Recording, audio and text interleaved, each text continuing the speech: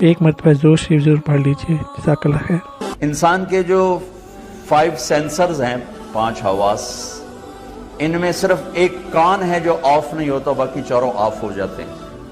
اب میری آنکھ آف ہو گئی، ٹھیک، میں سویا تو میرے چھونے کی طاقت بھی آف ہو گئی، اور میرے بولنے کی طاقت بھی آف ہو گئی، میرے چکھنے کی طاقت بھی آف ہو گئی، اور میرے دیکھنے کی طاقت بھی آف ہو گئی، لیکن ایک معمولی سی آواز پر میں اٹھ کے بیٹھ جاتا ہوں۔ یہ شور کیسا ہے؟ کان بند نہیں ہوتے، کان کا فنکشن چلتا رہتا ہے۔ اور آج کی ریسرچ کیا ہے کہ بچے کے ماں کے پیٹ میں کان کام کرتے ہیں، باقی 4 حواس کام نہیں کرتے، کانوں سے سنتا ہے، باقی کام نہیں کرتے، اور موت پر جا کر بھی یہ ختم نہیں ہوتے۔ میرے نبی نے فرمایا کہ جب میت کو تم دفن کر کے واپس جاتے ہو تو تمہارے واپس جانے کے قدموں کی آہٹ وہ سن رہا ہوتا ہے۔ ترکی میں اصحاب کہف، توس ایک جگہ ہے، توس، ترسوس، وہاں ترکی میں، توس ایران میں ہے۔ پچھلے سال ہماری جماعت گئی تو ہمارا وہاں سے گزر ہوا تو میں نے کہا اصحاب کہف لے چلو، وہاں گئے تو وہ سارا جو قرآن کا نام، اردن میں بھی والے بھی کہتے ہیں یہ وہ، میں نے وہ اردن والا غار بھی دیکھا، ترکی والا بھی دیکھا، تو اردن والا قرآن کی ڈیفینیشن پر صادق نہیں آتا، ترکی والا 100% صادق آتا ہے۔ تو وہاں ہم اندر اترے، دیکھا تو مجھے یہ قرآن کیا فَضَرَبْنَا عَلَىٰ آذَانِهِمْ فِي الْكَهْفِ سِنِينَ عَدَدًا، اللہ تعالیٰ نے 300 سال ان کو غار میں سلایا۔ اور آپ آیت پہ غور فرمائیں، ہم نے ان کے کانوں پر پردہ ڈال دیا، حالانکہ کہنا تھا آنکھوں پہ، نیند تو آنکھوں پہ آتی ہے تو آنکھوں پہ پردہ ڈال دیا، اللہ کہ ہم نے ان کے کانوں پہ پردہ ڈال دیا۔ کہ قربان، اللہ تو اللہ ہی ہے، تو سبحان اللہ، اللہ نے کہا ہم نے ان کے کانوں پہ پردہ ڈال دیا تاکہ کسی آواز سے وہ بیدار نہ ہوں، اور ان کو 300 سال سلایا۔ 300 سال کوئی سو سکتا؟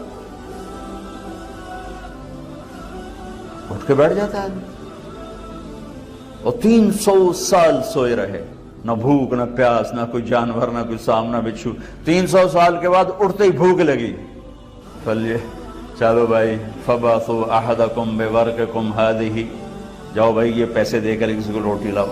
تو میں یہ قرآن سے مثالیں دے کر یاد سے عرض کر رہا تھا کہ ہمارا علم تو تجرباتی ہے، اور اللہ کا علم محکم، تمت کلمت ربک صدقا وعدلا۔ آج کا مسلمان قرآن کے خلاف لاجک مانگتا ہے، اللہ نے یہ کیوں کہہ دیا، اللہ نے یہ کیوں کہہ دیا، اپنی حیثیت نہیں جانتا ہے کس کو کہہ رہا ہے۔ اللہ کے نبی کے بول کی لاجک مانگ، دیکھو میں آپ کو دیکھ رہا ہوں، مجھے پیچھے نظر نہیں آ رہا، لیکن میرے نبی نے فرمایا میں جیسے آگے دیکھتا ہوں اسے پیچھے دیکھتا ہوں۔ پھر یہ تو بہت معمولی چیز ہے، آگے دیکھنا پیچھے دیکھنا۔ آپ یوں آپ نماز پڑھا رہے تھے، نماز پڑھاتے آگے چلنا شروع کر دیا، دیوار تک پہنچ گئے۔ اس زمانے میں محراب نہیں ہوتے تھے، محراب عمر بن عبدالعزیز نے بنایا، اور مینار اور محراب یہ حضرت عمر بن عبدالعزیز، اس سے پہلے فلیٹ دیوار ہے۔ اور پھر وہاں سے پیچھے چلے اور آ کر مصلی کے کنارے پر کھڑے ہو۔ جب آپ نے سلام پھیرا تو صحابہ نے عرض کیا رسول اللہ، یہ کام پہلے تو کبھی نہیں دیکھا تھا، یہ آپ نے کیا کیا؟ تو آپ نے فرمایا میں نماز پڑھ رہا تھا تو مجھے جنت نظر آئی۔ جنت کہاں ہے؟ 7ویں آسمان پر، ہمیں تو دیوار کے باہر نظر نہیں آ رہا، ٹیبل میرے سامنے پڑے، اس کے نیچے مجھے نظر نہیں آ رہا۔ آپ نے کہا مجھے جنت نظر آئی تو میں اس کے انگوروں کے گچھے دیکھ رہا تھا، وہ دیواروں سے باہر آ رہے تھے تو میں آگے ہو گیا، اور پھر ایک دم میں نے جہنم دیکھی، اس کے شعلے اور ان کی لپک جھپک، تو میں پھر اس سے ڈرتا ہوا میں پیچھے آ گیا۔ جو آنکھ اتنی طاقت رکھے، ہم اس آنکھ کو جھٹلائیں۔ تو میرے اللہ نے 10 جمع 11، والشمس وضحاها والقمر اذا تلاها والنهار اذا جلاها والليل اذا يغشاها والسماء وما بناها والارض وما طحاها ونفس وما سواها۔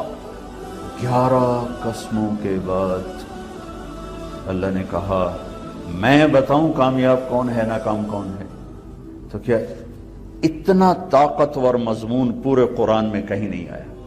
یہ سورۃ والشمس ہے 30ویں پارے کی، اور یہ اتنی طاقتور سورت ہے کہ میرے نبی نے فرمایا جو سورت ایک دفعہ پڑھ لے تو پوری دنیا اللہ کے راستے میں صدقہ کرنے کا اسے اجر ملتا ہے۔ سارے قرآن کا نچوڑ ہے۔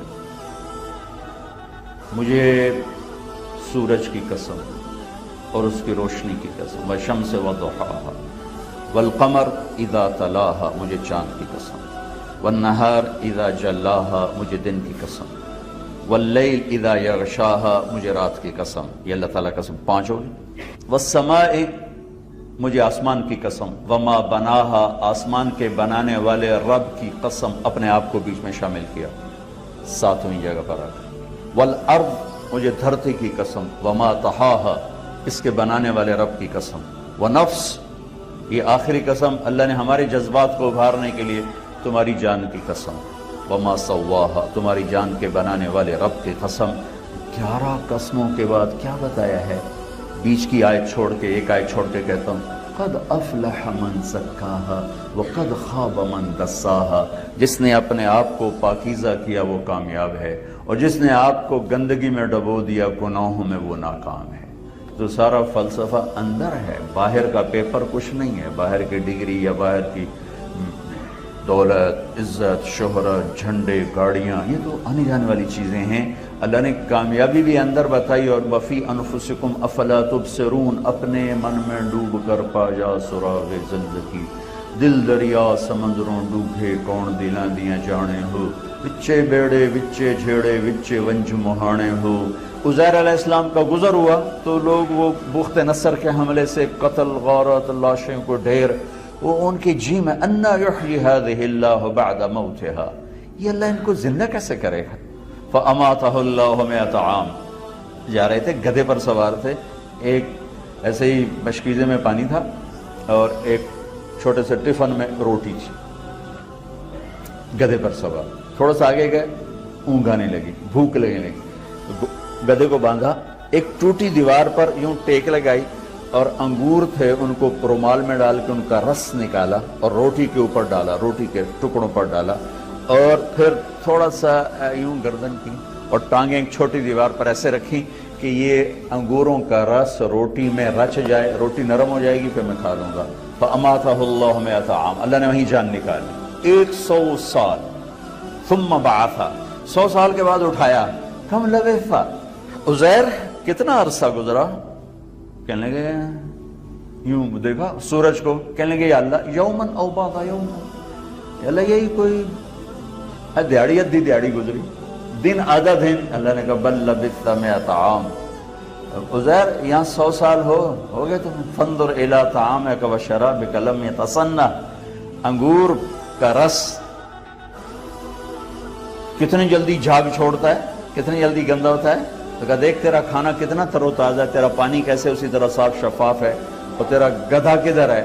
دیکھا تو غائب، جو باقی رہنے والا تھا وہ غائب، اور جو خراب ہونے والا تھا وہ صحیح سلامت تر و تازہ۔ یہ میرے رب کی قدرت، قد افلح من زکاها وقد خاب من دساها، یہ اللہ تعالیٰ نے ہمارے اندر ایسے ٹھوک کے ڈالا ہے 11 قسمیں اٹھانے کے بعد، کہ کامیاب وہ ہے جو اس کو پاکیزہ کرے۔ اس کو پاکیزہ کرنے کا کیا مطلب ہے؟ گناہ چھوڑ کے فرمانبردار بن کے۔ وقد خاب من دساها، اور ناکام کون ہے؟ جو اسے گندا کر دے، گناہوں میں ڈبو کے، نافرمانیوں میں ڈبو کے، جس نے اسے گندا کیا ناکام ہو گیا۔ جیسے گندگی کی بدبو ہوتی ہے وہ ہمیں محسوس ہوتی ہے، گناہوں کی بدبو ہے۔ میرے نبی نے فرمایا جو آدمی جھوٹ بولتا ہے تو اس کے منہ سے اتنی بدبو نکلتی ہے کہ 3 میل تک فرشتے بھاگ جاتے ہیں۔ تو پورے پاکستان میں فرشتے ہیں ہی کوئی نہیں، تو سارے نس کے 18 کروڑ میں 18,000 بھی سچے کوئی، سچ کا 18 کروڑ میں 18,000 سچے کوئی، پی ایچ ڈی سے لے کر ریڈی پر بیٹھا ہوا، سب جھوٹ جھوٹ جھوٹ جھوٹ جھوٹ۔ اور میرے نبی نے فرمایا تھا میرا امتی ہر گناہ کر سکتا ہے، ایک جھوٹ نہیں بول سکتا، ایک دھوکہ نہیں دے سکتا۔ سارا بازار دھوکے اور جھوٹ کا، ساری معاشرت دھوکے اور جھوٹ کا۔ مزید اسلامی واقعات اور بیانات کے لیے ہمارے چینل کو سبسکرائب کرنا مت بھولیے، اور لیٹسٹ اپڈیٹ کے لیے بیل آئیکن پر کلک کرنا مت بھولیے۔ جزاک اللہ خیر، السلام علیکم۔